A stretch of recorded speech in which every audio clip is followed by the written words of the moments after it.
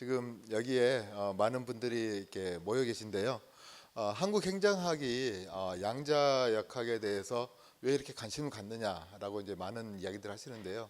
우리 전통적으로 행정학이 합리주의를 추구를 해왔습니다. 근데 합리주의를 추구를 해왔어도 그 안에서 어떻게 보면은 이 합리주의가 달성할 수 없는 이유들에 대해서 많은 이야기들을 해왔었고, 그 과정에서 의사결정론 이론이라든가 아니면 여타의 행정학과 관련된 여타의 이론들이 실제 많은 한계들에 있었던 것이 사실이었고, 이런 부분들을 헤쳐나감에 있어서 이 기술의 발전과 그 다음에 실제 이제 세상에 대한 인식론에 있어서도 많은 변화를 주는 그러한 물리학에서 실제로 이제 들어오는, 어떻게 보면 사회학 그 자체가 바뀔 수 있다라는 생각을 했었고, 그 과정에서 행정학도 이러한 논의에 있어서 먼저 좀 앞서가자라고 해서 이야기를 드렸고요.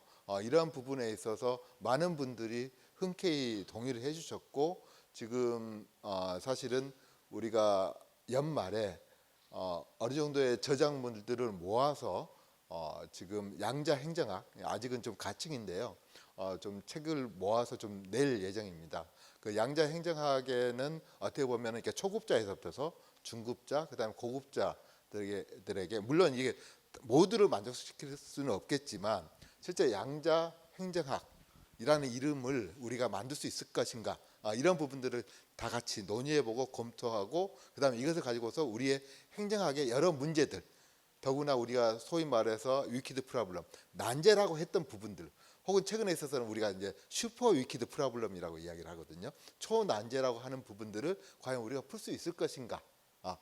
물론 우리가 기술에 대해서 혹은 이렇게 새로운 것에 대해서 너무 절대적으로 생각하는 것은 아니지만, 실제로 우리가 특히 양자 이론을 하신 분들하고 같이 결합을 해가지고 이러한 가능성들을 보겠다는 겁니다. 그런 측면에서 지금 현재 이 특별연구단을 지금 현재 이끌고 계시는 우리 신철식 교수님을 비롯해서 많은 회원님들께 제가 감사의 말씀드리고, 사실은 우리가 2주에 한 번씩인가요? 수요일마다 지금 현재 계속해서 세미나를 하고 계시는 것을 저는 이렇게 시간 때문에 다 못 들어가지만 계속해서 저는 보고는 있습니다. 그렇기 때문에 양자 인식 우리 행정학 연구단이 앞으로 좋은 성과물을 낼 수 있기를 기대하겠습니다. 네, 오늘 제가 이렇게 중간에 와서 이렇게 말씀드리게 됐는데요. 너무나도 감사드립니다. 네, 감사합니다.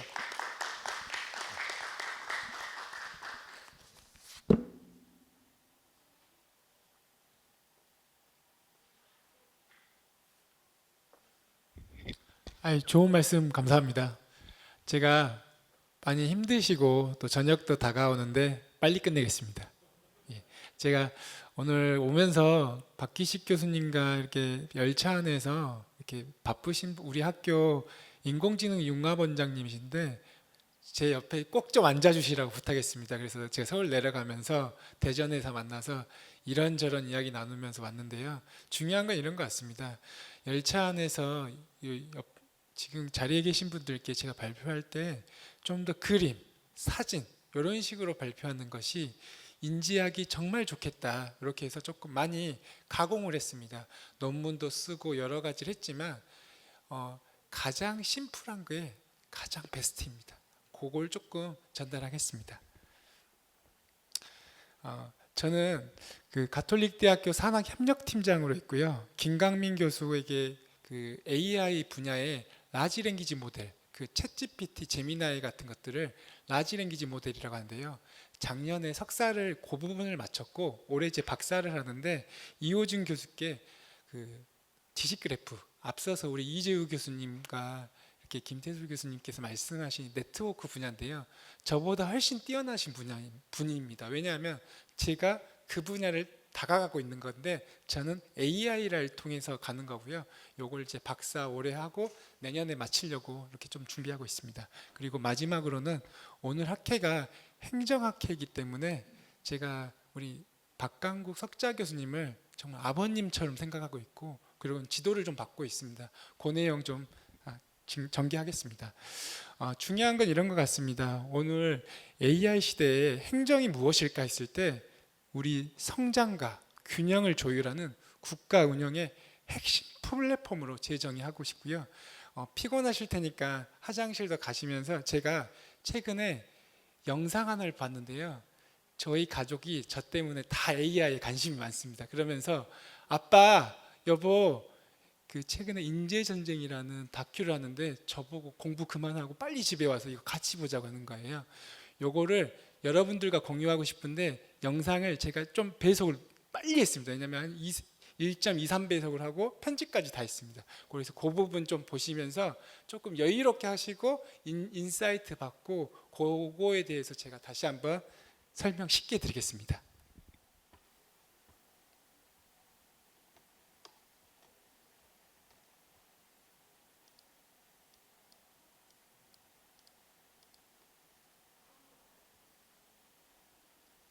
잠시만요.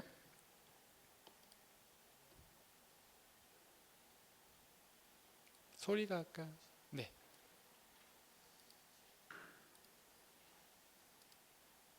약간 PPT로 하시나요?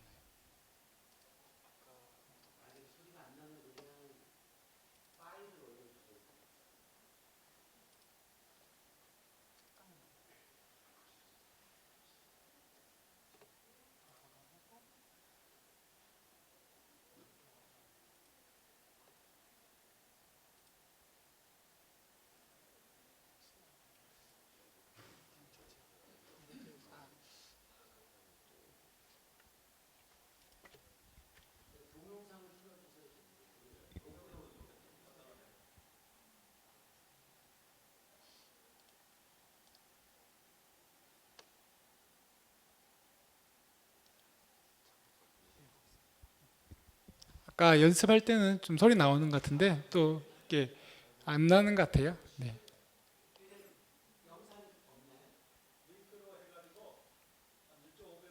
네. 그러면 이렇게 하시죠. 그 영상은 소리가 안 나는데 바쁘시니까 그냥 영상 이렇게 좀 보시면서 제가 설명해 드리겠습니다. 뭐 어려운 내용 아닙니다. 예. 이렇게 발표하다 보면 이런 일이 발생되는데요. 제가 요거는 이렇게 설명 좀 해드리겠습니다. 뭐 이런 영상입니다. 최근에 그 KBS에서 인재전쟁이라는 다큐가 있었는데요. 그 다큐를 하고 나서 많은 분들이 이 영상에 관심을 갖게 되었습니다. 요지는 이런 거였습니다. 2025년에 중국의 라지 랭귀지 모델이라고 해서 딥시크가 나왔습니다. 지금 우리가 사용하는 것들은 다 미국 기업들의 용인데요. 우리나라는 이런 LLM이 없습니다. 근데 중국인 제 나이 또래의 한 대표가 시진핑 주석 앞에서도 발표를 하는데요. 라지 랭귀지 모델을 젊은 구성원들과 만들었습니다. 그리고 그거에 왜 충격적이었냐? 아주 값싼 가격으로 아프리카나 남미에 있는 구성원들도 라지 랭귀지 모델을 쓸 수 있었던 겁니다. 그리고 그것들이 최근에 우리나라에서 젠슨이 와서 관심이 많은데 쿠다 이런 것 엔비디아 칩들이 필요한데 그때 우리 그 최태원 회장께서 과거에 이런 것들을 좀 예상하고 메모리 반도체 특히 HBM이라고 합니다. 이런 것들이 각광을 받고 있지 않습니까? 특히 최근에 주식에서도 엄청난 금액을 올리고 있지 않습니까? 그런 것들이 다 연결되어 있었던 겁니다. 그래서 최태원 회장을 초대해서 이런 것들 물어봅니다. 어떻게 과거에 이런 것들 예견하셨습니까? 그리고 앞으로 AI 시대 때는 어떤 인재가 필요할까요? 할 때 많은 지금 시대의 어머니들은 20세기의 DNA를 갖고 있기 때문에 의대에 미쳐 있습니다. 의대에 가야 한다는 건데 의사가 저는 곧 망할 것 같아요.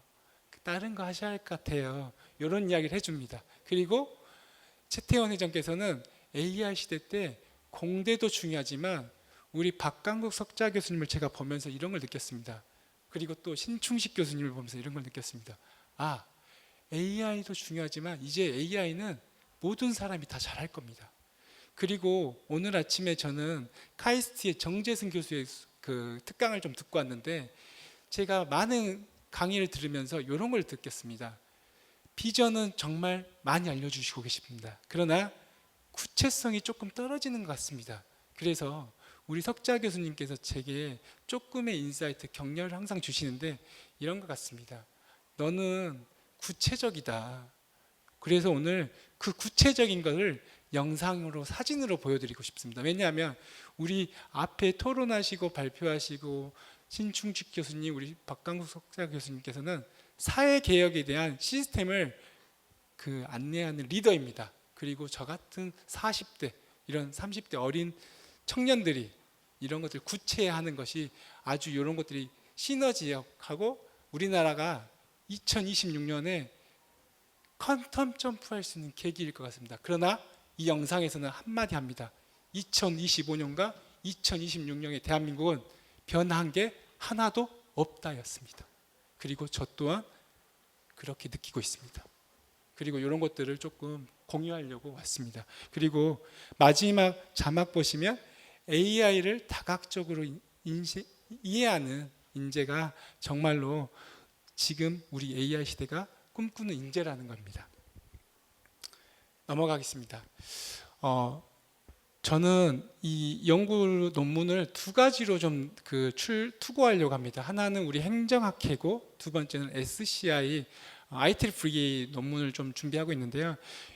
전자인 이 한국행정학회 논문은 실증 연구입니다. 즉 이렇습니다. 왼쪽에 보시면 저는 이 산학협력팀장 전에 우리 가톨릭대학교 기획처와 감사실에 있었습니다. 그때 대학 기간 인증평가를 받았는데요. 그때 총괄하는 실무자였습니다. 그때 이제 인증평가단에서 가톨릭대학교가 감사실을 좀 신설했으면 좋겠습니다. 권고하셨습니다. 그리고 많은 대학들도 그 당시에 감사실에 대한 운영에 대한 고민을 많이 했습니다. 왜냐?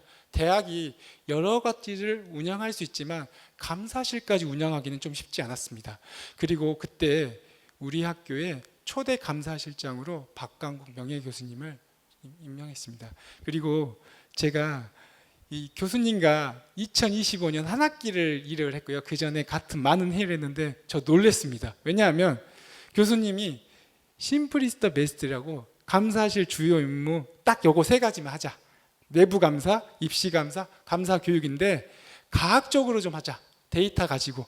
두 번째로 저한테 오셔서 감사 주요 일정 1월부터 12월까지입니다. 그리고 2028년까지 이렇게 하겠습니다. 다 짜서 저 주시는 거예요. 리더는 비전을 가지고 미래를 설정해 준다. 최근에 미래학자 토마스 머레이가 이런 말을 합니다. The future creates the present. 일반인들은 오늘 열심히 하면 내일이 좋아질 거라고 하지만 미래를 설정하고 그 미래를 위해서 오늘 무엇이 할 것인가 이걸 하는 걸 딱 극명하게 보여주신 거였습니다. 그리고 바로 교수님께서 직원들, 교원들 대상으로 교육을 합니다. 그리고 그 교육을 감사니까 감사를 제일 잘하는 데가 어디냐? 감사원이지 않냐? 감사원에 감사관까지 초대해서 교육을 하는데 우리 학교의 구성원들이 되게 놀랐습니다. 왜?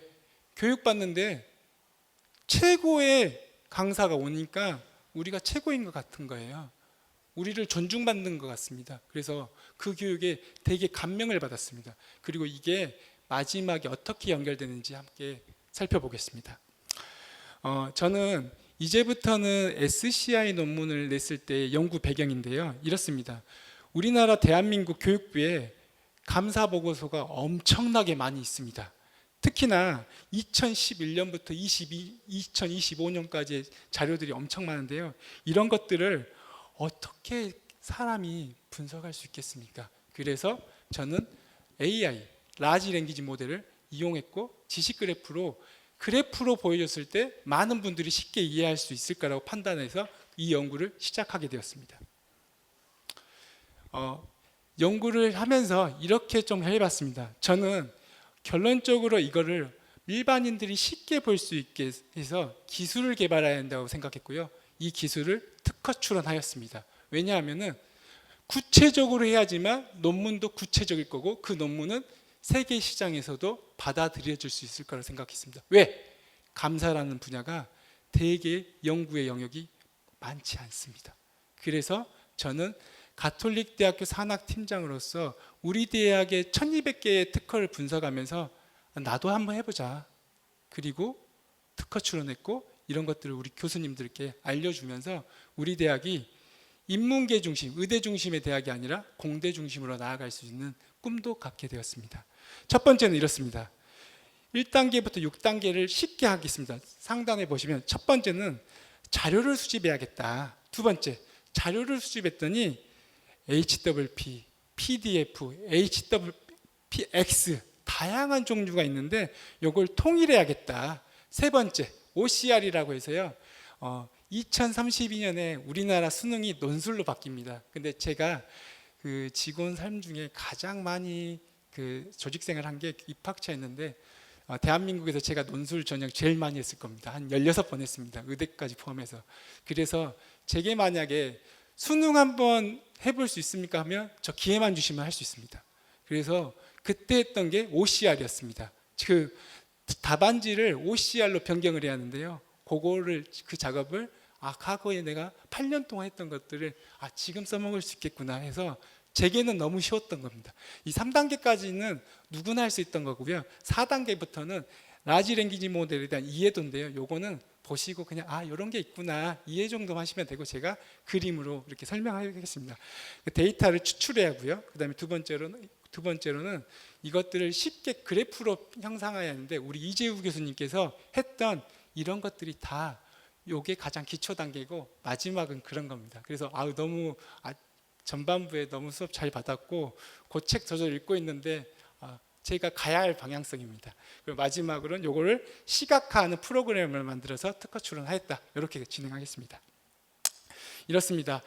앱 클로링이라는 거는 영어 단어가 거미가 거미줄 타는 이런 모습들을 하는 건데 박강국 석좌 교수님께서 2025년에 저한테 앱 크롤링이 있습니다. 이런 거 해서 하면 안 될까요? 저 사실 2024년까지 AI 하나도 몰랐습니다. 2025년에 대학원 진학을 하였습니다. 왜냐? 교수님께서 크롤링 한번 해보라는데 너무 재밌는 거였습니다. 그래서 진학을 하게 되었습니다. 그리고 영상 요거는 그냥 이렇게 보시면 좋을 것 같습니다. 이것도 제가 배속을 좀 많이 해놨습니다. 요거는 어차피 소리는 안 나니까요. 예.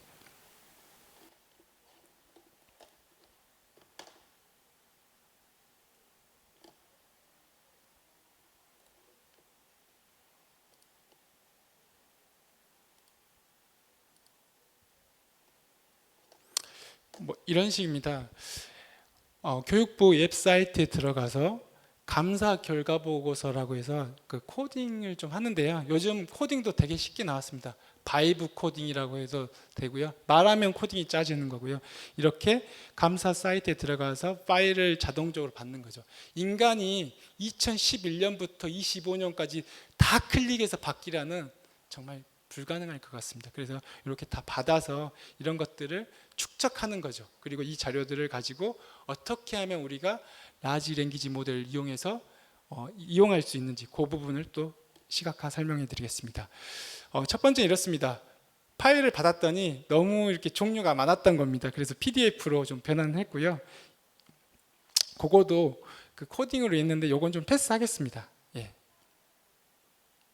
그리고 요것들을 이 파일들을 받았는데 이 PDF 파일을 좀 구조화 텍스트해야 하는데 이게 OCR이고요. OCR은 이런 겁니다. 왼쪽에 PDF 파일입니다. 다 PDF로 정리했지 않습니까? 이거를 챗GPT가 좀 쉽게 이해할 수 있게 텍스트 파일로 바꿔야 하는데 요것들을 이런 식으로 오른쪽으로 변경을 한 겁니다. 그리고 네 번째로는 이렇습니다. 요거까지 가진 거를 우리는 GPT, 그 챗GPT를 그 요약이나 기사 요약 이런 것만 쓰는데 여기서 좀 감사 대응 업무 전문가는 좀 저를 좀 지칭하는 거고요. 제가 프롬프트를 만들어서 이렇게 추출해줘라고 해가지고 요런 겁니다. 왼쪽에 아까 텍스트 파일을 오른쪽, 즉 뭐냐면 GPT가 이해할 수 있는 언어로 바꾸는 겁니다. 그래서 이렇게 바꾸고요. 다섯 번째는 이렇습니다. 이거를 또 지식 그래프로 또 바꿔야 하는데요. 그 내용은 이렇습니다. 아까 우리 이재우 교수님이 말씀을 하신 것처럼 이 노드와 엣지의 개념인데 여기서 쉬운 건 여기서 인사이트는 뭐냐면 이런 것들을 자료를 했더니 개별 감사 단위에서 그 어떤 통합적인 어떤 구축막 이런 관계들이 이해가 되는 거예요. 그래서 이런 것들을 하면서 자주 발생하는 어떤 이반들 그리고 대학들의 정보를 또 분석할 수 있는 계기가 되었습니다. 그리고 이것들을 그래프 그 제이슨 파일로 이렇게 또 변환하는 거고요. 여기는 좀 이런 게 있구나. 그래서 결론은 이렇게 감사의 그 지적 사항들을 관계망으로 패턴화한 겁니다. 이건 좀 시각적으로 바로 이해할 수 있게 쉽게 했고요. 이런 것들을 한 20, 그 모든 대학들 그 10몇 년의 자료를 하면 엄청난 어떤 관계망이 나오겠죠. 그래서 이런 것들을 또 각 구성원들이 쉽게 하기 위해서 프로그램에 한 거였습니다. 여섯 번째로 제가 요거를 프로그램에 했다. 이렇게 이해하시면 좋을 것 같습니다.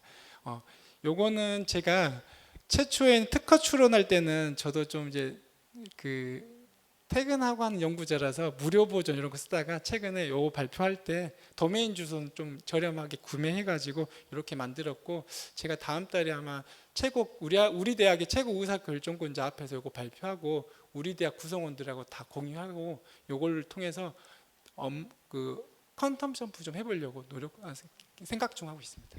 예. 제가 한 5분 정도에 빨리 하겠습니다. 왜냐하면 더 이상 제가 하는 것보다 저보다 더 훌륭하신 분들 말씀 듣는 게 더 좋을 것 같아서 한 5분 정도만 조금 더 하려 하겠습니다. 이렇게 했더니 그래 어떤 것들이 결론적으로 분석 결과가 나왔냐 했을 때 첫 번째 이런 겁니다.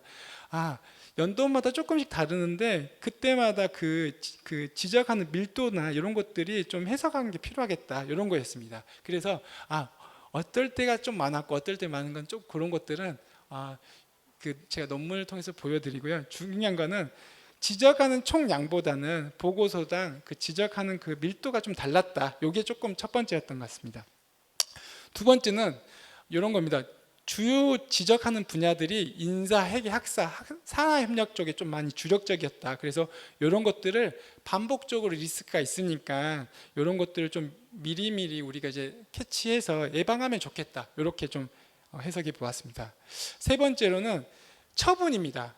그동안은 감사하면 우리가 경징계, 중징계 이런 게 무서웠다고 생각하잖아요. 실제로 통계 내봤더니 경징계, 중징계도 있지만 행정조치가 정말 많았습니다. 즉, 요 감사는 구조적으로 사후감사이기 때문에 행정조치 분야가 많았다라는 겁니다. 그래서 이런 것들을 제도 개선, 사전 예방하는 것으로 좀 기결되면 좋겠다라고 생각했습니다. 네 번째로는 우리 이재우 교수님이 말씀하신 것처럼 이런 것들은 패턴이 있는 겁니다. 즉 경찰이나 검찰이나 감사나 이런 지식 그래프는 패턴 분석하는 게 딱 기결점입니다. 그래서 패턴을 분석할 수 있도록 이렇게 시각하겠다.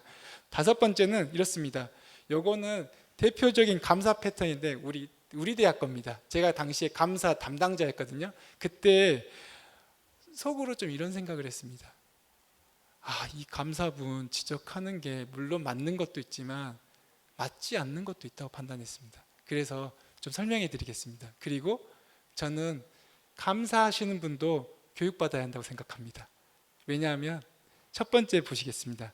기록물이라는 것은 당시에 2021년 저희가 교육부 감사 수감할 때는 규정은 생겼지만 그것들이 실제로 구현되기는 좀 쉽지 않았습니다. 근데 규정 가지고 계속 지적하시는 거예요. 근데 우리 대학만 아니라 많은 대학들이 지적받았습니다.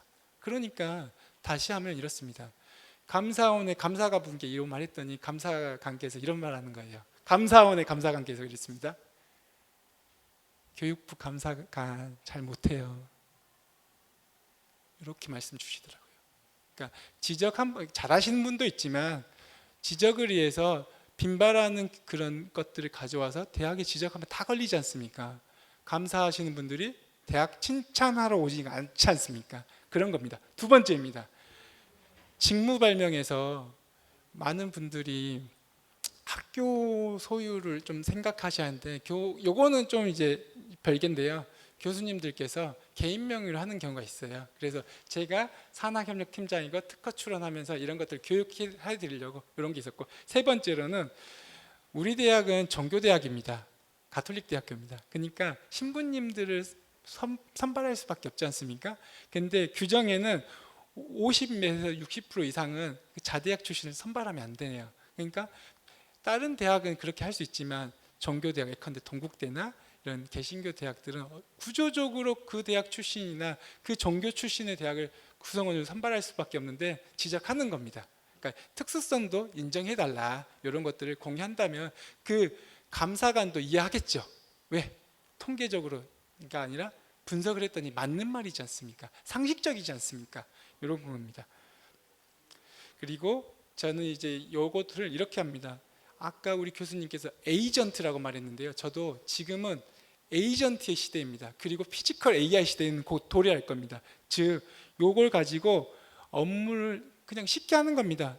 이 메커니즘, 이 플랫폼에 그냥 파일 하나 올리는 겁니다. 그래서 분석해줘. 그래서 그 사이트 내에 있는 내용을 토대로 분석해서 리스크 판정해 주는 겁니다. 그리고 담당자가 그거 가지고 100% 신뢰하는 게 아니라 이런 거 있으니까 준비하고 개선하자, 이렇게 가자는 겁니다. 매우 심플하지 않습니까? 이걸 가지고 이렇게 한 거고요. 요건 넘어가겠습니다. 즉 이걸 통해서 오늘 우리 학회에서 어떤 비전을 가져야 하냐. 첫 번째로는 우리 학회가 지금 기술, 성장, 균형, 정부지 않지 않습니까? 기존의 감사는 담당자 경험과 그 암묵지에 의존했다면 우리 데이터 기반으로 행정학습하자, 요겁니다. 그리고 아까 서두에 말했던 것처럼 우리 박강국 석좌 교수님께서 말했던 것처럼 데이터 가학화하자, 요 말입니다. 두 번째로는 이번 학회가 기술, 성장, 균형 그리고 정부인데요. 저는 이런 것 같습니다. 이런 기술들을 이용해서 성장하고 균형을 맞추는데, 균형은 인간과 AI가 협업을 해야 한다. 그리고 이 정부가 이런 기술들을 가져가셔가지고 또 지능형 정부도 구현하시고 행정 데이터 활용하시면 대학 감사뿐만 아니라 여러 감사 많지 않습니까? 이런 거 활용하시면 똑같은 포맷 가지고 적용하면 되는 거지 않습니까? 그렇게 해서 저는 처음엔 좀 어려웠지만 많은 분들이 쉽게 접근했으면 좋겠습니다. 저는 이렇습니다. 시사점입니다. 오늘 토론 전에 그 열차에서 우리 박기식 교수님과 이런저런 이야기하면서 PPT 좀 수정했습니다. 뭐냐면 공개 감사 자료는 제 자료 아닙니다. 우리 행정학습의 자원입니다. 두 번째는 AI는 이런 것들을 통해서 판단 구조를 재구성해 주는 겁니다. 그리고 감사 행정은 지적하는 게 아니라 예방으로 가는 것이 적절하다는 겁니다. 자, 요거를 실제로 적용했더니 가톨릭 대학교가 어떻게 변했는지 제가 보여드리겠습니다. 왜냐? 저는 실증 연구를 했던 과학자이기 때문에 그렇습니다. 첫 번째, 우리 박강국 교수님은 내부 감사 통해서 대학이 자원이 한정돼 있으니까 감사 통해서 할 때 딱 집중해서 투자하자. 요거 그냥 실사진입니다. 가톨릭 대학교 도서관을 이렇게 바꿨습니다.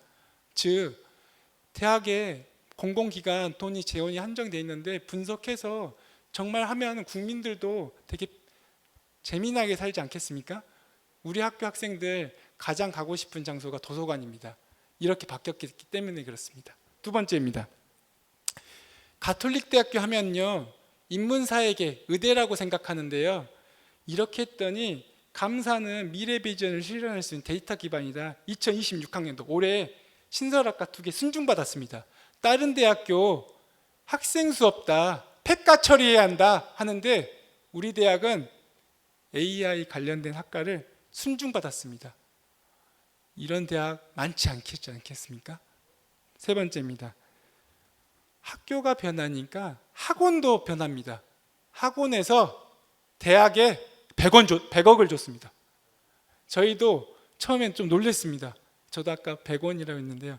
100억을 학교 투자했습니다. 이런 것들 통해서 내부 감사 잘하면 AI 이용하면 학교도 변하고 학원도 변하고 사회도 변한다. 이런 겁니다. 맺은 말입니다. 제가 한 말 아니고요. AI가 인간을 모방하고 있는데 요즘은 인간이 AI를 모방하는데 우리 박강국 그 명예교수님 좀 모방하겠습니다. 이런 말을 하셨습니다. 가톨릭 대학교 감사실은 모든 교직원들을 감사하는 감사실, 그러니까 오디트, 추적하고 지적하고 이런 게 아니라 땡큐하는 모든 교직원들이 이렇게 땡큐. 왜냐, 이런 문제 발생되면 이렇게 돼요 하니까 사전에 예방할 수 있으니까 땡큐 하지 않습니까? 그런 식으로 만들겠다. 이렇게 하셨고요. 제가 1분만 조금 하려면 요거는 최근에 그 코딩이 어려운데 오픈 AI에 그 한글 치면 코딩도 짜줍니다. 근데 저는 이제는 코딩의 시대는 또 끝났다고 생각합니다. 그래서 이런 식으로 하면은 코딩뿐만 아니라 연결하면 된다. 그런 인간의 어떤 무한한 상상력이 더 중요하다고 생각했고요. 요건 영상 그냥 넘어가겠습니다. 두 번째로는 저는 이 내용들을 논문을 투고하면은 GitHub라는 곳에 제 코딩을 다 공유할 겁니다. 그래서 이제는 이런 지식들 한 1년 뒤면은 다 아는 지식인데 지금 조금 먼저 했다고 해서 프리미엄 조금 받는 것 같은데 저 다 공유하려고 합니다. 세 번째입니다. 저는 오늘 처음으로 연구자라는 단어를 좀 쓰겠습니다. 제가 작년에 논문 AI를 시작해서 올해 이제 박사하는데 논문을 정말 쓰고 싶었는데 직장 생활하고 집에 가서 아이 키우니 논문 쓸 시간도 없고 논문 어떻게 쓰는 교육도 못 받았습니다. 그래서 저는 이 레이텍스라는 것을 활용을 했습니다. 그 레이텍스는 뭐냐면 이 템플릿이 있지 않습니까? 이걸 AI에 집어넣고 거기다 글만 쓰면 됩니다. 그래서 제가 한국행정학회도 만들었습니다. 왜 만들었냐? 제가 전화 좀 했습니다. 왜냐하면은 한국행정학회는 논문을 HWP만 받을 수밖에 없답니다. 그래서 이 템플릿 쓰면 PDF로 추출하거든요. 아까 제 설명 잘 들었으면 PDF가 OCR로 되는 거잖아요. 그러니까 모든 파일은 PDF로 바꿔서 OCR 처리하는데, 그러면 PDF 못 받으시면 제가 이거 시스템 만들었으니까 이거라도 좀 반영하셔가지고 PDF 좀 받아주시면 안 돼요? 이렇게 부탁했거든요. 근데 고민해 보겠답니다. 그래서 이 말씀 드린 겁니다. 저같이 힘없는 연구자들은 한글로 못 씁니다. 시간도 없고요. 왜냐하면 기존의 방식대로 20년, 30년 하셨던 분들은 논문 쓰실 수 있잖아요. 저는 혼자 써야 하는데 저는 물리적인 시간이 100시간이 필요하다면 전 100시간이 없습니다. 10시간 만에 논문 썼습니다. 그러면은 그거 반영해 주시면 되는데 제가 이렇게 코딩으로 쓰고 있습니다. 근데 한국행정학회에서 이 시스템 쓰시면 되지 않습니까? 저는 한국행정학회뿐만 아니라 다른 학회에도 이렇게 해드릴 겁니다. 근데 만약에 안 해주시면 저는 이거 SCI 미국 학회는 다 이렇게 하거든요. 저 같은 사람은 이제 미국 학회 가야 하는 겁니다. 근데 이렇게도 만들어줬는데 안 받아주시면 저 많이 서운할 것 같습니다. 왜?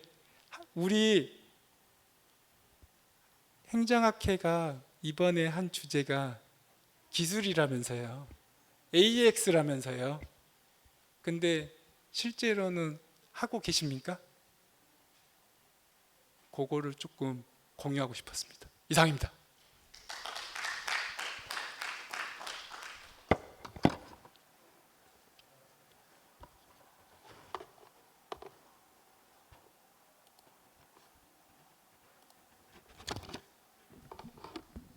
너무 많은 발표가 있어가지고 머리가 지금 어질어질합니다. 지금 발표가 하나 더 남았는데 제 발표는 굉장히 짧게 한 10분 정도 남짓해가지고 마치도록 하겠습니다. 왜냐하면 줌 회의가 있기 때문에 거기에서 좀 더 자세하게 논의가 되면 어떻겠나 생각이 들고요. 또 어차피 토론을 또 해야 되기 때문에 지금 중요한 토론은 AI 감사에 대한 토론이 굉장히 중요할 것 같아요. 그래서 제 파일 좀 떼어줄 수 있나요? 그리고 좀 떼어주십시오.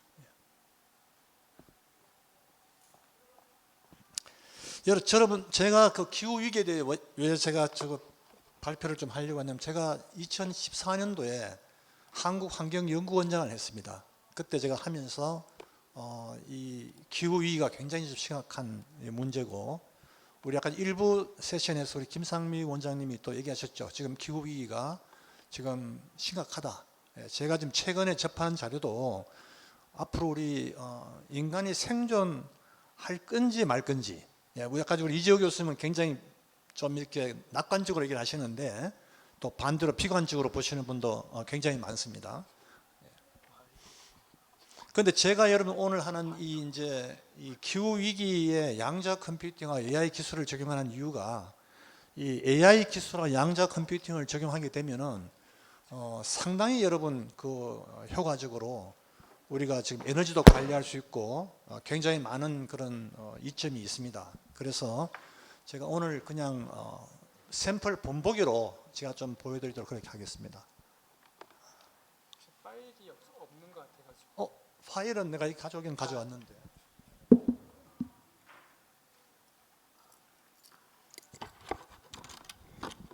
그냥 슬라이드만 여러분 제가 보여드리고 그냥 제 발표는 마치는 걸로 그렇게 하겠습니다. 그렇게 저기 박강국, 이창흠 있죠. 한국행정학회.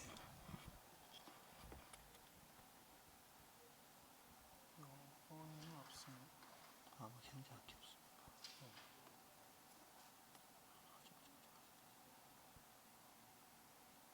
요건데 그쪽도 없죠. 혹시 빨리 이름이 혹시 그냥 보내주는 게 여기 남는 것 같습니다. 안 되겠죠, 그죠? 한번 학회를 내가 보내줬거든요. 그럼 할 수 없죠. 그럼 지금 시간이 없기 때문에 그냥 저기 팀장님 것만 토론하고. 알겠습니다.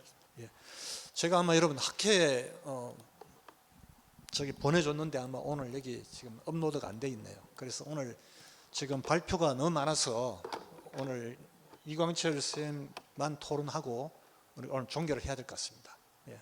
자, 그래서 지금 토론자 좀 앞으로 좀 나와 주시죠. 우리 오늘 토론 우리 김영미 저기 회장님하고 박계식 원장님하고 또 K워터에서 오신 분이 있죠. K워터. 예, 그 앞으로 나와 주십시오. 예.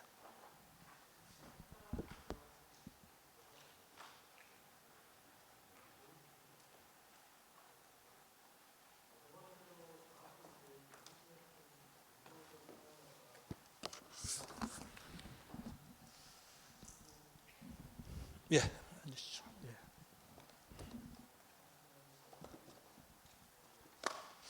여러분, 제가 오늘 발표할 그 파일은 나중에 내 학회를 통해서 올려놓도록 하겠습니다. 그럼 거기서 여러분들이 그걸 하시고 또 우리 줌에 들어오면은 우리 다음에 또 논의할 때 할 수 있기 때문에 오늘은 그 우리 이광철 선생님 논문에 대해서 좀 집중 토론하라고 아마 그렇게 시간 할당이 된 것 같습니다.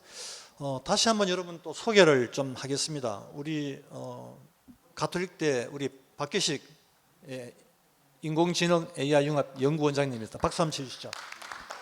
예. 그 다음에 우리 김영미 회장님 너무 유명하신 분이니까요. 한국정치학회 회장도 하시고 또 지금 정무평가위원회 제가 또 같이 지금 또 2년간 일도 계시고 예, 소개하겠습니다. 박수 한번 쳐주시죠. 예. 서울에서 부산까지 우리 오늘 팀장님 토론하러 내려오셨습니다. 예. 그 다음에 또 우리 굉장히 중요한 분을 모셨는데 사실 우리 이제 민경록 우리 저 AI 기술개발 부장이시네요. 실제 온 이유는 뭐냐면 오늘 제 논문을 토론하러 왔어요. 제가 기후 위기에 대해서 하니까. 그런데 이렇게 K워터의 아주 유명한 AI 기술개발 부장이 오셨는데 아직 제가 오늘 발표를 못하기 때문에 우리 오늘 어차피 AI는 요새 AGI가 나오니까 그죠?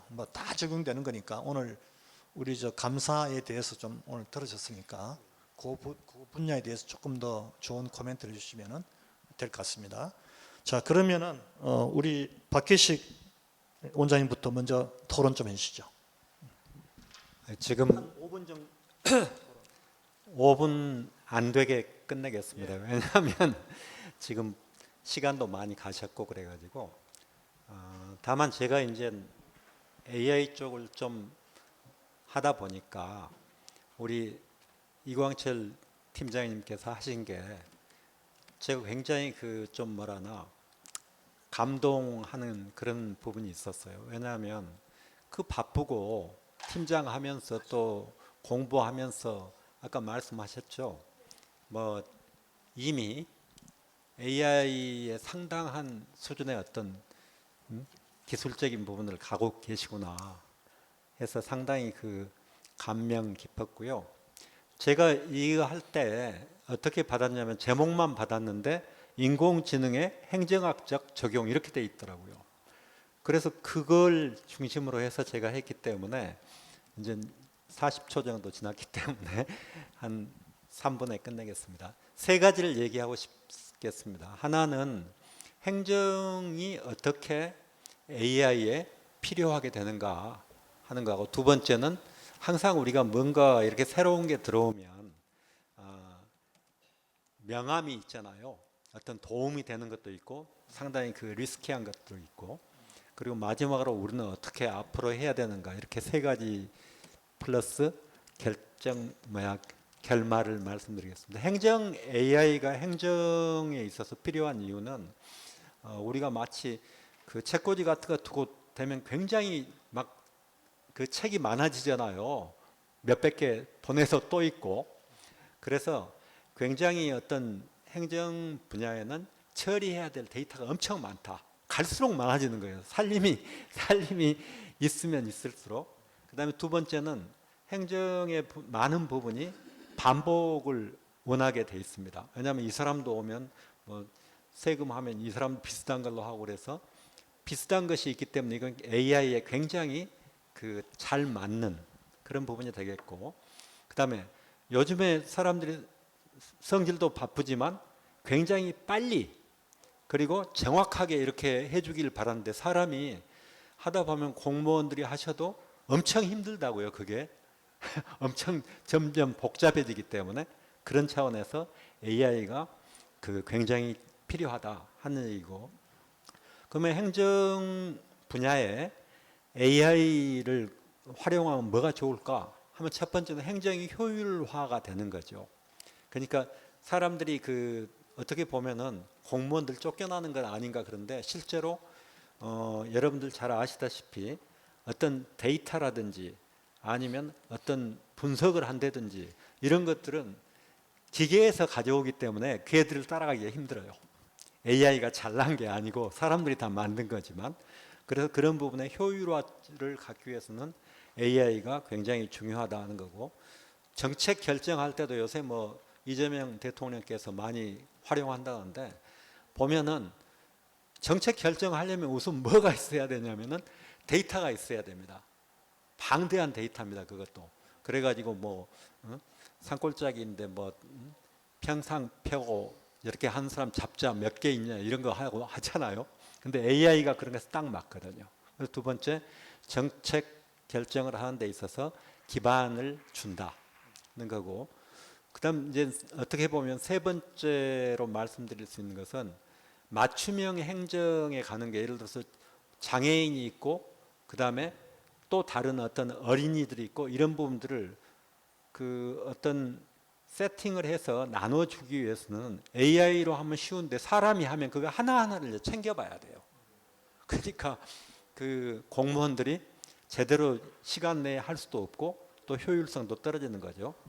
그러면 그런 이제 장점들이 있는가 하면 나쁜 문제가 이제 AI 윤리 이런 것을 얘기하는데 제일 문제를 많이 요새 이제 송경희 그 위원장이 그런 얘기 많이 하죠. 개인 정보. 근데 개인 정보에 관한 게 이제 일반적으로 AI에서 문제가 되는 걸로 해서 이제 프라이버시라는 거 첫 번째로 나옵니다. 그래서 지금도 아마 여기 계신 분들 것도 저 것도 마찬가지고 엄청 많이 돌아다니고 있을 거예요. 그래서 뭐 쿠팡이나 이런 데서 뭐 사면 뚜껑부터 해가지고 다 잘라요.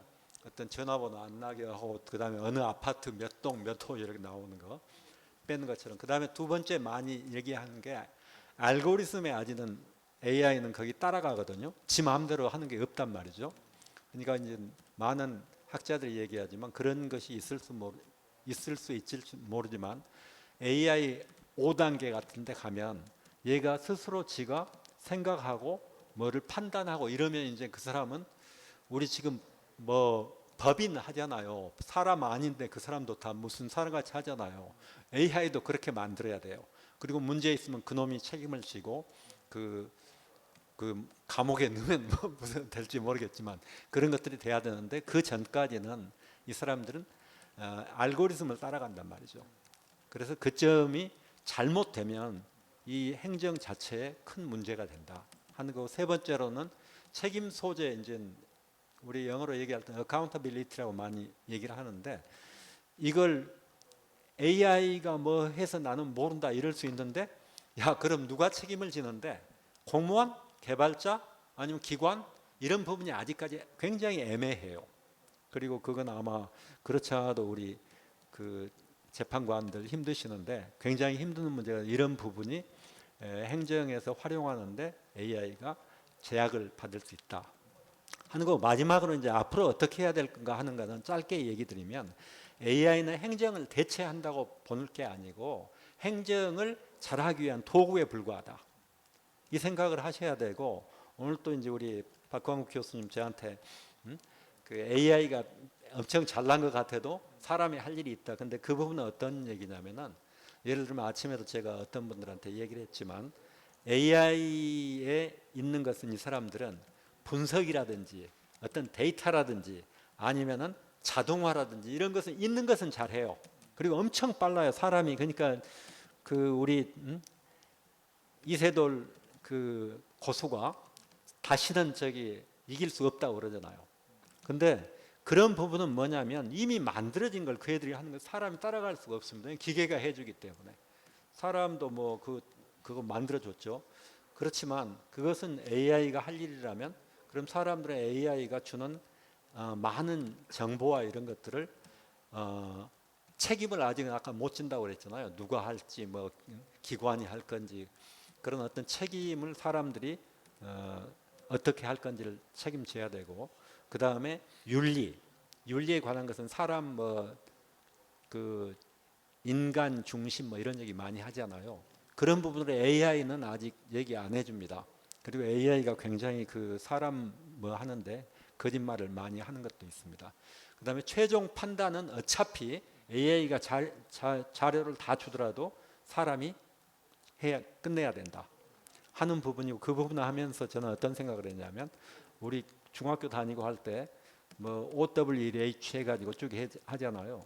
OWH 중에서 그 사람이 좀 챙겨야 될 것은 why, 왜 그렇게 해야 되는지 하는 거 사람이 많이 책임져야 되고, 그다음 how의 일부분도 사람이 많이 그 신경을 써줘야 된다. 나머지는 AI가 사람보다 조금이 아니고 훨씬 앞서가는 것 같습니다. 마지막으로 우리 이광철 팀장님께서 굉장히 바쁘신 가운데도 좋은 것들을 많이 해줘가지고 감사에 관한 것도 여기를 완전히 벗어나지는 않을 거라고 생각을 했습니다. 감사합니다. 박수 한번 주시죠. 예, 아주 중요한 그 지적을 하셨습니다. 항상 제도에는 명암이 있기 때문에 우리가 좋은 점과 나쁜 점을 잘 경량해서 항상 그 연구자는 고민해야 되겠다는 좋은 말씀입니다. 우리 김영미 회장님 한 5분 정도. 예. 예, 상명대학교 김영미입니다. 예, 오늘 너무 아주 유익하고 또 새로운 분야를 또 이렇게 기술 개발을 통해 가지고 이렇게 개척해 나갔다라는 점에서 굉장히 의미 있는 발표를 들었습니다. 무엇보다도 이 교육부 감사 데이터를 이제 장기간 축적하고 또 이것을 이제 지식 그래프로 구조화해서 정책의 활용도를 높이기 위한 여러 가지 시도를 했다라는 점에서 또 행정 분야에서는 또 새로운 연구 모델의 한 측면을 보여준 게 아닌가 이렇게 생각이 됩니다.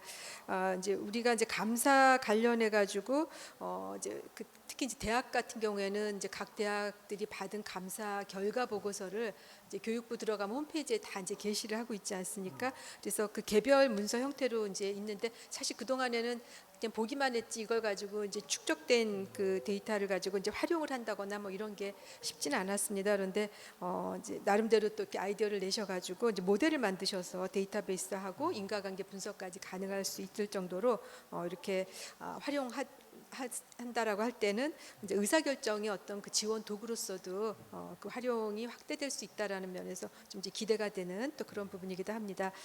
그런데 이제 이 감사와 관련한 부분이 사실은 이제 정치적인 어떤 그 의사결정하고 굉장히 밀착이 돼 있어 갖고, 그런 부분들 감사를 왜 했을까, 감사의 근본 취지가 무엇이었을까, 그래서 감사를 해가지고 그 결과를 가지고 어떻게 쓸 것인가, 그다음에 문제를 정확하게 밝혀내서 그 문제가 다음번에 나오지 않게 할 것인가, 아니면 정말 본보기로 뭔가 뭔가 이렇게 징벌적 차원에서의 감사가 필요해서 그렇게 보였다라든가, 또는 이제 뭐 어떤 한 대학이 갖고 있는 여러 가지 상징적인 게 다른 후속 대학들에게도 영향을 미치기 때문에 뭐 할 수도 있다라든가. 사실 우리가 이제 감사라고 할 때는 일상적으로 업무를 수행하는 과정에서 문제 제기를 해서 다음부터는 그런 문제 나오지 않도록 해라라는 이제 그런 루틴화된 감사의 의미도 있지만, 또 정치적인 의미도 상당히 내포가 돼 있다 보니까 이 보고서만 갖고는 이 감사를 왜 했을까, 무엇을 보기 위한 감사였을까가 명확하게 나타나지 않는 그런 어떤 측면도 사실은 고려를 해야 되지 않을까 싶어요. 그런데 전체적으로 봐서는 어쨌든 데이터를 통해 가지고 이 LLM을 통해 가지고 실제 어떤 내용들이 들어왔고 그래서 그거를 특징들을 찾아내서 보니까 항상 나오는 문제 제기가 어떤 유형의 패턴을 갖고 있더라. 그러면 그런 것들을 사전 예방 효과로서 우리가 교육을 한다라든가 또는 공지를 해가지고 풀어 가보자라는 측면에서는 굉장히 의미 있는 그런 모형에 맞는 부분이라고 생각이 들어요. 그래서 이 LLM을 통해 가지고 실제로 많은 보고서에 주로 나와 있는 문제 제기라든가 또는 우리가 이제 어떤 부분들이 좀 염두에 두고도 이거 제대로 좀 풀어야지라고 하지만은 좀 풀기 또 어려운 그런 여러 가지 대학들이 갖고 있는 난제들이 있지 않습니까? 그래서 이제 그런 것들을 나름대로 좀 구조화해가지고 그래도 이런 그 분석을 통해 가지고 정말 그 데이터 중심의 과학적 행정이라는 측면에서 분석을 해서 작은 부분의 어떤 미세한 문제들도 사실은 이제 더 이상 재현되지 않게 한다라는 면에서는 굉장히 의미가 있는 그런 접근법이라고 생각이 됩니다.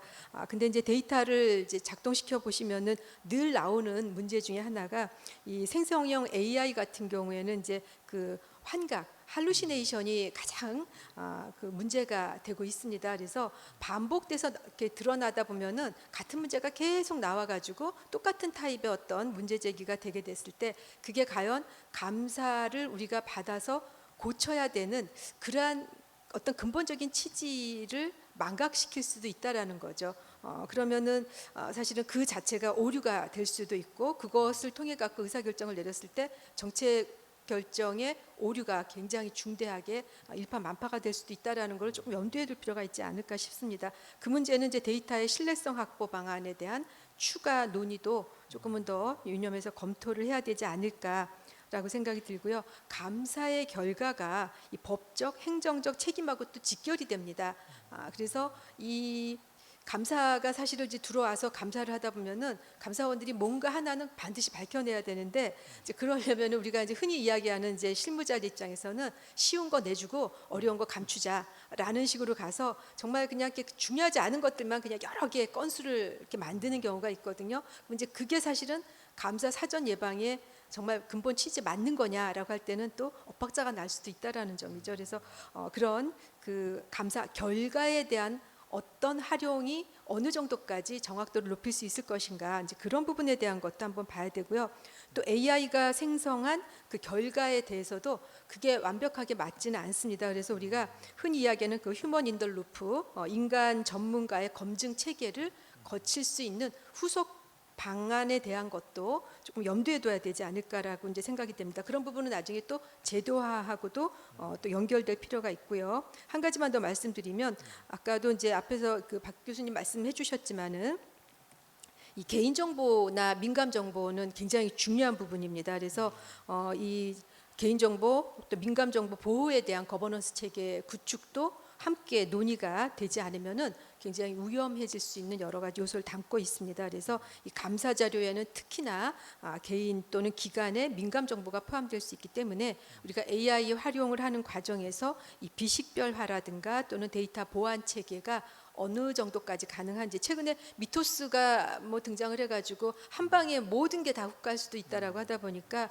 사실은 엔트로픽의 실무자들이 거의 그 백악관 대통령실에 가서 산다고 해요. 그거를 기술적인 접근 방법이 어떤 위험성을 초래할 수 있고 어떤 면에서 이렇게 도움을 줄 수 있는지를 계속 가서 보고를 하면서 서로 상호 이제 커뮤니케이션을 통해 갖고 결정을 한다라고 하더라고요. 그래서 그런 걸 볼 때는 우리가 이제 이런 그 좋은 모델을 만들어서 정말 실효성을 높이는 것도 중요하지만 우리 이제 행정학 쪽 입장에서는 그것이 갖는 그 이면에 어떤 문제가 있을까도 사실은 저희가 더 심각하게 고민하고 접근해야 되는 게 맞지 않나라고 생각이 됩니다. 그래서 그런 그 두 가지 점을 염두에 두시고 하게 되면은 상당히 시기적으로 이 그 제도 그 우리가 이제 기술 중심의 접근을 벗어나서 제도나 윤리 거버넌스를 조금 통합적으로 이제 고려해서 함께 간다라고 하면은 굉장히 좋은 그 역할도 해주실 수 있고 또 저희가 하는 연구 영역도 보다도 한 단계 더 확대해 나갈 수 있다라는 점에서 굉장히 큰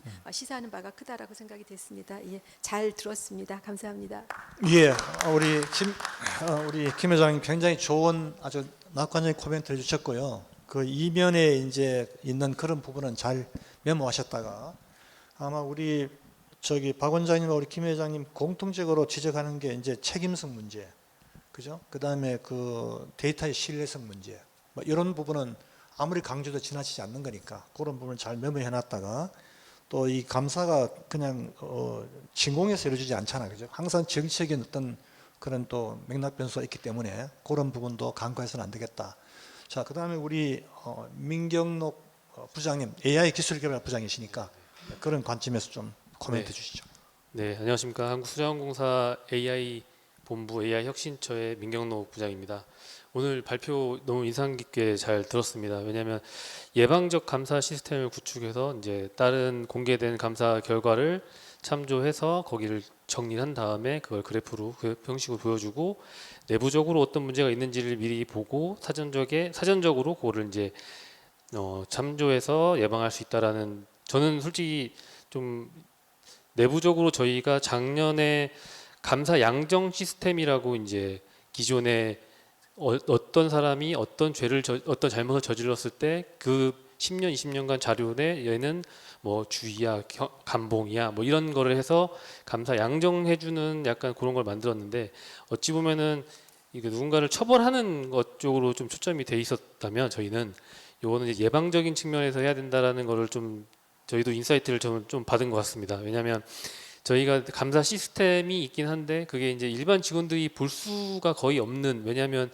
어떤 개인의 잘못이 보여지는 거기 때문에 얘가 일반 직원들한테는 공개가 되지 않습니다. 그래서 이런 거를 예방적인 측면에서 본다면은 이 자료들을 잘 모아서 비식별화하고 개인정보를 좀 없애고 이런 내가 어떤 발주 단계, 계획 단계, 시공을 할 때, 공사할 때, 저희가 물 관리할 때 어떤 단계에서 어떤 걸 조심해야 되는지를 물어봤을 때 이럴 때는 우리가 자료를 보니까 이럴 때는 이런 감사 뭐 지적 사항이 있으니 조심해야겠다라고 이제 저희 직원들이 그거를 보면은 예방할 수 있는 그런 시스템을 만들 수 있을 것 같다는 생각이 들어서 깊은 인사이트를 얻어가는 것 같습니다. 나중에 기회가 되면 저희가 한번 연락드리고 한번 벤치마킹을 한번 할 수 있으면 좀 협조 좀 부탁드리겠습니다.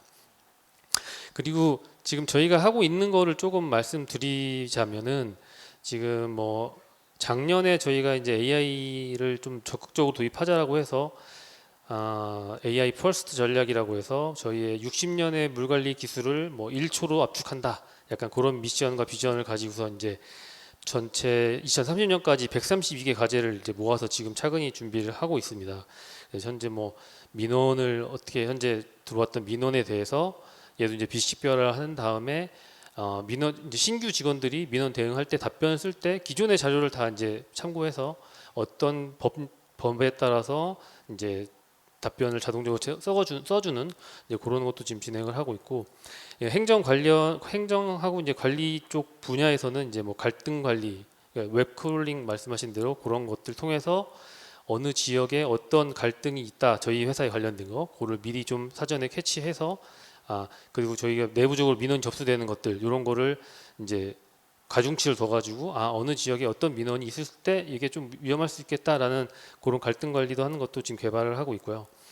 많은 분야에서 하고 있는데 저희는 특히 이제 물 기술을 저희가 많이 하고 있어서 원래 이제 우리 박강국 교수님 이제 기후 변화에 따른 이 복합적인 난제를 어떻게 해결할지를 저희가 어찌 보면은 60년간의 댐 관리를 통해서 홍수랑 가뭄을 조절하고 그리고 확보된 물을 이제 정수 과정을 통해서 이제 각 가정에 이제 수돗물을 이제 공급하는 역할을 해왔기 때문에 기존에 저희가 하던 업무를 저희 내부 조직 자체가 약간 새로운 기술이 있으면은 되게 빨리 받아들이고 시도를 하려고 합니다. 그래서 2017년도부터 빅데이터, 그 다음에 디지털 전환까지, 그 다음 현재 AI 전환까지 열심히 다른 기관보다 먼저 이게 좀 어찌 보면 정부 평가에서 좀 좋은 점수를 받고자 선제적으로 도전을 하고 있는데 그 디지털 전환이 좀 잘 돼서 저희가 하고 있는 게 아까 말씀드린 홍수 분석 가뭄 이런 그 디지털 트윈 물관리 플랫폼이라고 해서 가상 세계를 똑같이 이제 현실 세계를 만들어 놓고 비가 온다라고 예보가 되면 얘네들을 분석을 시뮬레이션을 해서 최적의 의사결정, 땐 방류량을 최적으로 결정해서 하류 피해를 최소화하는 이런 솔루션을 현재 가지고 있고 요 솔루션들은 현재 이제 AI를 좀 요즘에는 좀 많이 접목을 하려고 합니다. 현재 DT 기술만 많이 들어가 있고 물론 CCTV에 뭐 AI 기술 좀 있지만 좀 더 AI를 많이 집어넣어서 직원들이 좀 더 사용하기 편하고 빨리 의사결정을 해서 하류 피해를 최소화할 수 있도록 지금부터 고도화를 준비하고 있고 이 기술은 현재 사우디라든지 일본, 나가이시, 아무튼 미국 이쪽에 기술을 현재 수출을 하고 있습니다. 그리고 이거에 대한 뭐 효용성은 뭐 솔직히 예전에는 뭐 수작업으로 계산하고 뭐 컴퓨터 엑셀로 계산하고 뭐 나름 시스템이 있어서 프로그램을 계산했지만 사용법도 어렵고 사람들이 이 교육받은 사람들만이 할 수 있었던 거를 지금은 이제 약간 시각적으로 잘 보여주고 간소화하고 AI가 좀 분석이 들어가니까 상당히 효율성이 높아졌다라고 말씀드릴 수 있고 금액적으로는 이게 홍수나 가뭄이 뭐 이렇게 금액적으로는 나오지 않지만 그 다음에 이어지는 저희 AI 정수장 같은 경우는 8개 공정을 AI를 다 집어 넣습니다. 그래서 자율 운행이 가능하지만 현재는 그 2030년까지는 저희가 병행을 진행하면서 AI가 실수할 수 있는 거를 최대한 잡아내려고 이제 병행을 하고 있고 실제 저희가 2021년도부터 AI 정수장은 도입을 시작을 했고 현재까지 한 500억 정도 투입을 했고 그런데 이제 저희 효용성으로 말씀드리면은 약품비라든지 전력 그다음에 그 저감되는 비용이 연간 한 100억 원 정도 예산 절감 효과가 있기 때문에 우리 이제 기후 변화나 이제 이런 난제 같은 그다음에 인구 소멸 같은 경우도 어찌 보면은 AI가 그 AI 정수장에서 판단을 할 수 있기 때문에 그다음에 신규 직원들도 전문가 정도의 수준의 판단을 할 수 있도록 기존의 데이터를 가지고서 이제 약품은 이 정도 투입하면 돼라고 추천을 해주기 때문에 그런 효용적인 측면이 상당히 있다라고 판단이 듭니다. 그래서 저희 회사 잠깐 자랑을 좀 더 많은 기술도 있고 더 많은 이제 국제적으로 인정도 받은 뭐 상도 많고 하나만 말씀드리면 AI 정수장은 국제 표준도 지금 준비를 하고 있습니다. 그래서 지금 총 6단계 중에 5단계까지 와 있고 2027년이면은 AI 정수장의 그 국제 표준 제정이 예상이 됩니다. 그리고 또 제가 마지막으로 말씀드리고 싶은 거는 저희도 이제 전략을 수립하고 인프라 컴퓨팅 자원을 이제 많이 준비를 하고 있고 제도적인 측면 그다음에 그 이후에 전 직원들이 AI를 손쉽게 만들고 엑셀이나 한글처럼 다 쓸 수 있게 될 겁니다. 그런 이제 소프트웨어도 많이 나오고 있고 내부망으로 이제 다 이제 가져오려고 하고 있고 그런 시도를 다 하고 있는데 제도적인 측면에서 빨리 지금 하라고 하는데 실제 빨리 하려다 보면은 기존 제도들과의 그 충돌이 너무 많아서 이게 상당히 빨리 하고 싶어도 못하는 측면이 있어서 행정학적 측면에서는 이제 공공의 복리와 이런 걸 위해서 AI가 지금 그 도구로서 활용이 될 때 좀 더 빨리 도입하기 위해선 그런 기존의 제도나 이런 규정이나 이런 거를 좀 큰 윗선에서 좀 이렇게 내려주는 정의 같은 공공기관은 한마디로 그 위에 있는 뭐 정부 부처에서 야 니네 빨리 이런 거 해야 되니까 실패해도 좋으니 빨리 해라 이런 제도적인 거를 좀 마련해 줬으면 좋겠다라는 생각이 들었습니다. 감사합니다. 예, 박수 한번 쳐주시죠. 예, 뭐 원래 K-워터 워낙 잘하는 공기업입니다. 항상 평가에서 뭐 거의 뭐 A를 받는 그런 기관이죠. 예. 또 오늘 또 예? 확인이 아니라 그러니까 사회적인 그런 난제를 홍수 분석이라든지 홍수 대응 그다음에 인구 소멸 같은 경우도 AI 정수장 같은 경우가 이제 하나의 이제 작지만 해결책이 될 수 있다. 신규 인력이 줄어들고 지역에 있는 또 이제 그 시군이나 단위로 가면은 그 근무하려는 직원들이 없지 않습니까? 그런 거는 AI가 약간 대체를 할 수 있다라고. 대체할 수 있다. 그렇죠. 예. 예. AI 기술 개발 부장이니까 우리 좀 이관 선생님 같이 좀 하면서 아까 전에 말한 그 예방 감사 있잖아요. 이제 Early Warning System EWS 그거 좀 앞으로 좀 상의하셔 가지고 하면 좋을 것 같아요. 자, 그다음에 진짜 우리 정진우 교수님은 그 우리 임보영 감사관님의 부군이에요. 근데 오늘 특별하게 오늘 또 이렇게 아마 특별 오다를 내린 것 같아요. 가서 잘 토론하고 오너라 해서 우리 정준희 교수님 오셨는데 뭐 저기 임관성 의원이 워낙 뭐 많은 부분을 얘기하셨을 거예요, 그죠? 가서 토론을 좀 할 때 각별하게 이런 부분을 좀 강조해 달라. 한 5분 정도 해주시죠. 저기 제 집사람이 그 현직에 있다 보니까 좀 직장 사정 때문에 그 예, 제가 오느냐 집사람 오느냐 하다가 결국 예, 저기 제가 왔고 저는 저기 인제대학교 그 경남 김해시에 소재한 그 인제대학교의 경찰행정학과에 그 교편을 잡고 있습니다. 그러니까 경찰의 시각에서 이렇게 얘기 안 하고 제 감사의 시각에서 얘기를 하도록 하겠습니다. 이 논문의 어떤 그 가장 그 장점은 지금까지 감사가 문제가 터지면 사회 처벌하는 방식이었던 것을 우리 그 AI 혁명 시대에 그 기존 감사 데이터를 생성 AI로 전환해서 이 사후 처벌 감사에서 미리 위험을 잡아내는 예방적 거버넌스로 바꿀 수 있는 가능성을 탐색했다는 점에서 아주 굉장히 어떤 의의가 그 높다고 생각하고 그 다음에 이제 이 논문이 나중에 저널에 실릴 거를 대비를 해서 그냥 그 뭐 학자의 관점에서 그냥 몇 개 코멘트를 드린다면 첫 번째 지금 한국 공공 부문의 감사 체계가 사후적이고 적발 중심이라서 공무원들이 소극 행정을 유발하고 사기를 떨어뜨리는 심각한 문제를 낳고 있습니다. 이는 감사원 감사든 뭐 부처 자체 감사든 접근 방법은 거의 같고 대상 규모만 다를 뿐입니다. 이 연구의 핵심 목표가 사후 감사에서 사전 예방 감사로 전환인데 AI 기술 속에 좀 그 포커스가 맞춰지다 보니까 이 부분이 조금 그 미진한 것 같아요. 정작 왜 한국 교육부 감사가 그동안 사후 중심에 머물러 있었는지 그 전환을 막는 구조적 원인에 대한 행정학적 논의가 부족하다는 점을 말씀드리고 싶습니다. 이건 교육부 감사뿐만 아니라 모든 우리 그 공무원 감사예요. 이 구조적 원인이 무엇인지 좀 다들 아실 거예요. 구조적 원인에 대해서는. 두 번째는 그 94년도에 마이클 파워라는 학자가 감사 폭증 오디트 익스플로전이라는 개념으로 이런 문제를 경고했었고 감사가 사회 전반에서 만능화될수록 오히려 공무원들의 책임성이 떨어지고 감사가 불신을 조장한다고 보통 보았습니다. 그리고 OECD 2016 자료를 보면 주요 국가의 최고 감사 기구들은 이미 정책 집행을 감시 감독하는 역할에서 정책 자문과 의견 제시로 역할을 바꿔가고 있습니다. 결국 감사의 본래 기능인 책무성을 확보하려면 기관 내부의 주요 요인을 사전에 체크하고 예방하는 것이 중요하다는 결론입니다. 아까도 책임성 얘기를 많이 해주시는데 감사의 본래 기능이 책무성 확보라면 기관 내부의 주요 요인을 사전에 체크하고 예방하는 게 훨씬 중요하다. 본 연구의 발전을 위해서는 이러한 어떤 감사 패러다임의 전환에 대한 기존 연구를 정리하고 원인, 향후 방향 등에 대한 어떤 그 정리가 있어야 될 것 같다. 감사 패러다임 전환이 이미 많이 나오고 있어요. 사후감사관에서 이거에 대한 어떤 좀 기존 논의를 갖다 정리한다면 훨씬 훌륭한 논문일 것이다. 마지막으로 공개 데이터의 한계에 대해서 지적하고자 하겠습니다. 공개된 데이터. 본 연구의 전환 데이터는 비공개 감사 자료나 대학 내부 자료가 빠져 있어서 대학 행정 리스크의 전체 그림을 볼 수 없고 공개된 것만 보다 보니 그 선택 편향의 문제가 발생할 수도 있다는 것을 말씀드리고 싶습니다.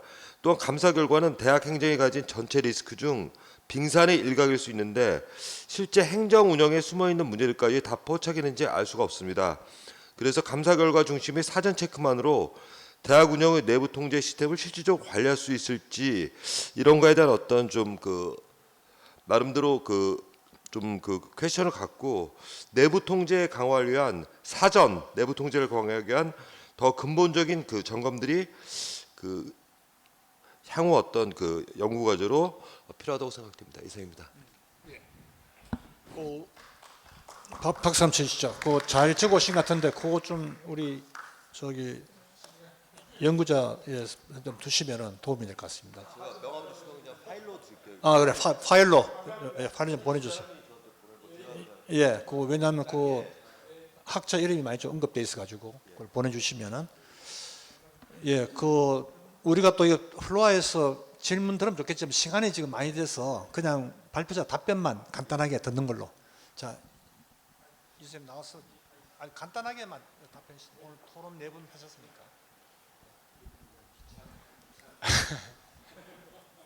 주신 말씀 명심하겠습니다. 그리고 반영하겠습니다. 아마 기차 시간이 또 임박했는 것 같습니다. 그런데 오늘 전반적으로 4분 토론자 발표는 굉장히 오늘 긍정적이었고 잘만 보완하면은 우리 감사 행정에 크게 기여할 수 있을 걸로 판단이 됩니다. 오늘 수고 많았습니다. 그럼 우리 세션을 모든 세션 마치도록 하겠습니다. 수고 많았습니다. 고맙습니다. 예.